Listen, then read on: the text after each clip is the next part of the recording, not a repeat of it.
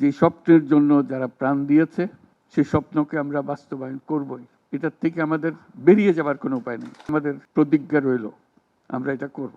আমরা নতুন বাংলাদেশের অফিস এটা করেছি। নতুন বাংলাদেশ গড়ার জন্য আমরা এখানে এসেছি। সেটা যেন সবাই মিলে আমরা করতে পারি। দেয়ালের যে লেখাগুলো যখনই দেখি অবাক লাগে, এত কথা কিভাবে এদের মনে আসলো। এদের পেছনে তো কোনো কবি নাই, কোনো সাহিত্যিক নাই, কোনো পণ্ডিত নাই যে কথাগুলো জোগাড় করে করে দেবে। কিন্তু সারা শহর ছড়িয়ে আছে, অন্যান্য শহরেও আছে।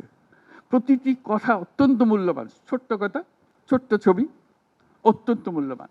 শুধু বাংলাদেশের মানুষ উতলা হয়ে গেছে নতুন বাংলাদেশ করার জন্য, তাই না? আমাদের যত বাংলাদেশি সারা দুনিয়া জুড়ে আছে, তোমরা একটু আগে বলেছো তাদের কথা, তারা সবাই বলছে যে আমরা আসতে চাই, আমরা এই নতুন স্বপ্ন বাস্তবায়নে শরিক হতে চাই। কাজে তারা, তোমরা যে ঢেউ উঠিয়েছ শুধু এখানকার মনে না, সারা দুনিয়ার বাংলাদেশিদের মনে এই ঢেউ উঠিয়েছে, তারাও যোগ দিতে চায়। যারা বাংলাদেশি নয়, অন্যান্য দেশের তরুণরা, তারা বলছে আমরাও দেখতে চাই, কারণ আমাদের দেশেও এরকম দরকার। কাজে এটা কোনো সীমাবদ্ধ নয় যে বাংলাদেশের মনের মধ্যে তোমরা একটা প্রচণ্ড ঢেউ জাগিয়ে দিয়েছ, প্রচণ্ড স্বপ্ন জাগিয়ে দিয়েছ।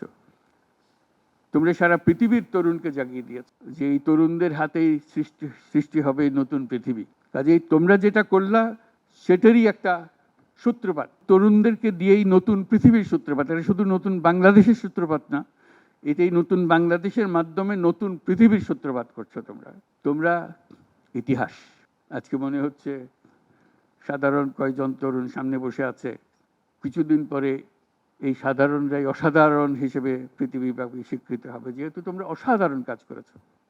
সেই কাজে যেন বিরতি না আসে, এটাই হলো আমাদের প্রতিজ্ঞা, যে আমরা যেন করতে পারি। আমার একটা প্রস্তাব থাকবে নাহিদ, আসিফ এবং তোমাদের সবাইকে, অন্তত মাসে একটা করে চিঠি লিখো আমাদের কাছে। শুধু স্মরণ করিয়ে দেওয়ার জন্য এটা বাকি রয়ে গেল, এটা ঠিক হলো না। কারণ আমরা হয়তো অনেক সময় মাথার থেকে ছুটে যাবে, যেহেতু তোমরা যেভাবে দেখে এসছো আমরা সেভাবে দেখতে জানি না। সেই জানানটা দেওয়ার জন্য আমাদেরকে গুঁতো দিতে হবে, স্মরণ করিয়ে দিতে হবে, যাতে করে আমরা এটার থেকে বিচ্যুত হয়ে যেতে না পারি। এটা তোমাদের দায়িত্ব, কারণ যে পথে রওনা করে দিয়েছ সেটার রূপরেখা তোমাদের কাছে পরিষ্কার। আমরা হয়তো কিছুটা বুঝেছি, কিছুটা অন্যভাবে বুঝেছি, এরকম যেন না হয়। তোমাদের ঠিকভাবে যে স্বপ্ন তোমরা দেখেছো সেই স্বপ্নটা যেন আমরা আমাদের সাধ্যমতো রূপ দিতে পারি। বহু লোক বসে আছে যারা এই দুঃস্বপ্ন থেকে আমরা জেগে ওঠার কারণে তারা দিশেহারা হয়ে গেছে। একদিন চুপচাপ শুয়ে শুয়ে দুঃস্বপ্নের মধ্যে এরা ছিল, দুঃস্বপ্ন দেখছিল, আমরা শান্ত আনন্দ সহকারে লুটপাট করে যাচ্ছিলাম, হঠাৎ করে গোলমাল হয়ে গেল। তারা কি চুপচাপ বসে থাকবে? মোটেই না। খুব চেষ্টা করবে আবার তোমাদেরকে দুঃস্বপ্নের মধ্যে যাতে ঢুকিয়ে দেওয়া যায়, তারা শান্তমতে আবার শান্তিতে আবার তাদের রাজত্ব চালাতে পারে। তারা চেষ্টার ত্রুটি করবে না। কাজে যে কাজ শুরু করেছো এই কাজ সমাপ্ত না হওয়া পর্যন্ত এর থেকে বেরিয়ে যেও না। বাংলাদেশের জন্ম থেকে আজ পর্যন্ত এই সুযোগ আর আসে নাই, যে সুযোগ তোমরা আমাদের হাতে তুলে দেবে। এই সুযোগ যেন হাতছাড়া না হয়। এই সুযোগ হাতছাড়া হলে বাংলাদেশের আর কোনো ভবিষ্যৎ থাকবে না। কাজে এটা যেন শুধু রাষ্ট্র নয়, পৃথিবীর সম্মানিত রাষ্ট্র হিসেবে প্রতিষ্ঠিত হতে পারে, যেহেতু তরুণরা এটার হাল ধরেছে। এই কারণেই এটা ভিন্ন, এই কারণে এটা ইউনিক, অনন্য।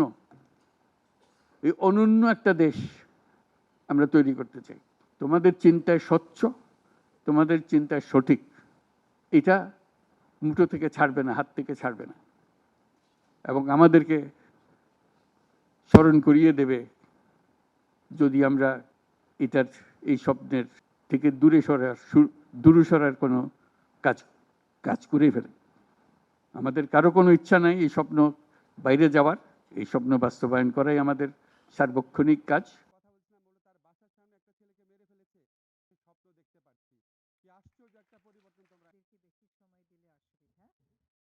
আপনারা জানেন আমরা সকলেই মধ্যবিত্ত পরিবারের। এটা আমার কাছে মনে হচ্ছে আমার জীবনের সবচেয়ে বড় পাওয়া। দায়িত্ব গ্রহণ করার ফলে বা আমাদের এই সরকারের কিছু কিছু মানুষকে অসহিষ্ণু করে তুলে আমরা